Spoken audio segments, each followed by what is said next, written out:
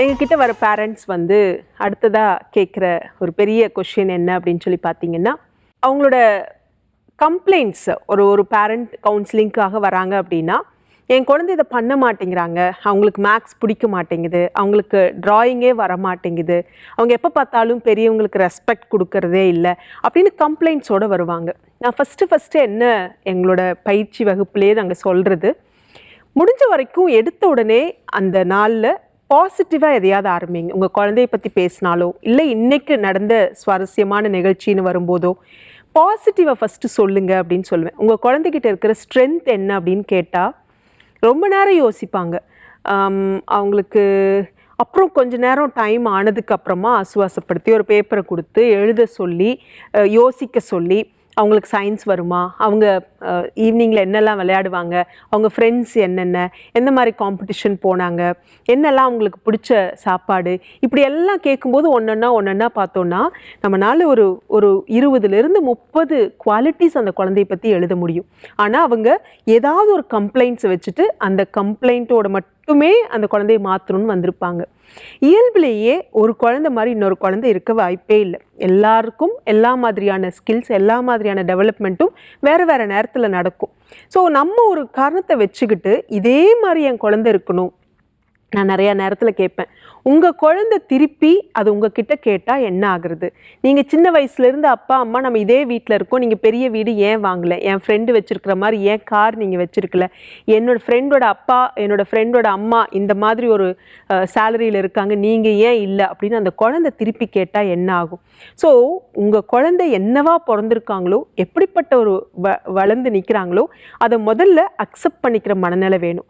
ரெண்டாவது ஸ்ட்ரென்த் சார்ட்னு ஒன்று நாங்கள் போட்டு கொடுத்து, அது 3 வயசோ 5 வயசோ 8 வயசோ அந்த குழந்தையோட ஸ்ட்ரென்த்து சின்னதாக அந்த யாருக்காவது இன்றைக்கி ஷேர் பண்ணிக்கிட்டாங்க, ரொம்ப கைண்டாக யார்கிட்ட இருந்தாங்க, ஸ்ட்ரேஞ்சரை பார்த்து இன்றைக்கி யார்கிட்ட சிரித்தாங்க, இன்றைக்கி சாப்பாடு வேஸ்ட் பண்ணாமல் சாப்பிட்டு வந்தாங்களா, டைமுக்கு சில விஷயங்களை பண்ணினாங்களா, ஒரு விஷயத்தை டிசிப்ளினாக கமிட்டடாக முடித்தாங்களா, நெவர் கிவ் அப், முடிச்சே தீருவேன் அப்படின்னு எந்த விஷயத்தை செஞ்சு முடித்தாங்க, இப்படி காலையிலேருந்து நைட் வரைக்கும் நடந்தது எல்லாத்தையும் ஒன்றா பேப்பரில் எழுத சொல்லி இத்தனை விஷயத்தை பண்ணியிருக்காங்க அப்படின்னு எழுத சொல்லுவோம்.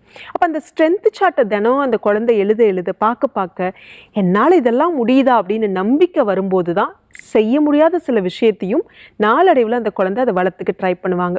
5 வயசுக்கு கம்மியாக இருக்கிற பேரண்ட்ஸ் 3 வயசு 4 வயசு பாப்பாக்களை குழந்தைங்களை வச்சுருந்தீங்கன்னா நீங்களே அந்த பேப்பரில் எழுதிட்டு அவங்கள சொல்லி நீங்கள் ஞாபகப்படுத்துங்க.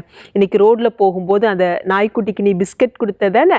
ஸோ அந்த மாதிரி சிம்பத்தி எம்பத்தி சொல்லப்போனால் பேரண்ட்ஸை காட்டிலும் குழந்தைங்களுக்கு 3 வயசுல 5 வயசுலையும் அதுக்கும் முன்னாடி கூட சிம்பத்தி எம்பத்தி, அந்த இறக்கம் காட்டுறது, அடுத்தவங்களோட ஷூக்கில் நின்று பார்க்குற அந்த உணர்வெல்லாம் அதீதமாக இருக்குது.